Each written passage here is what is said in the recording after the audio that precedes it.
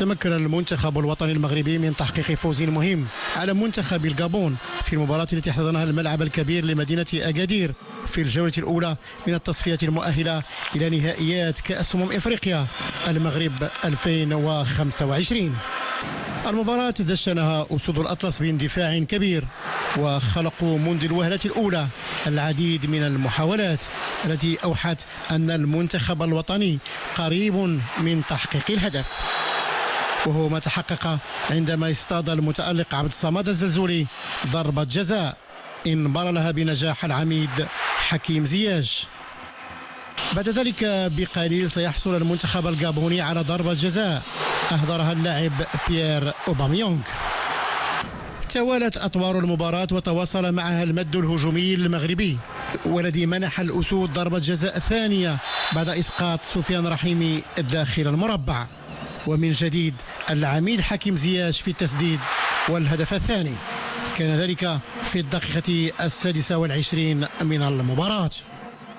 وعندما كان عدد المباراة يشير إلى الدقيقة 40 سيتمكن منتخب الغابون من تقليص الفارق من ضربة جزاء نفذها بنجاح بيير أوباميونغ. خلال الشوط الثاني وتحديدا في الدقيقة 59 سيتمكن المنتخب الوطني من إضافة الهدف الثالث عن طريق المتألق إبراهيم عبد القادر دياز. ورغم تسجيل الهدف الثالث لم يتراجع لاعبو المنتخب الوطني إلى الوراء، بل بادروا بقوة ورفعوا من النسق الهجومي إلى حدود الدقيقة 82 عندما نجح البديل أيوب الكعبي من إحراز الهدف الرابع لأسود الأطلس. المهم انا في هذا ستاج بحال اللي قلت نشوف ان بو بري تو الموند، اما في لي شونجمون اما في لو ستيل دو ليكيب، نجربوا شي حوايج علاش عندنا الوقت، عندنا عامونوز. والحمد لله مقابله جيده حضرنا لها بشكل جيد، الحمد لله فزنا. كنشكر هاد الجماهير المغربيه اللي كتعزرنا في السراء والضراء.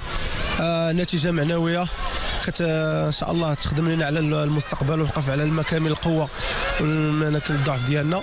الحمد لله حنا عائله خوت، اللي كيدخل في التيران كيقضي الغرض، هذا هو المهم. اللي تنتهي المباراة بفوز المنتخب الوطني ب4 أهداف مقابل هدف واحد و3 نقاط ثمينة قبل مواصلة التصفيات يوم الاثنين المقبل بمواجهة منتخب ليسوتو في الجولة الثانية من منافسات المجموعة الخامسة.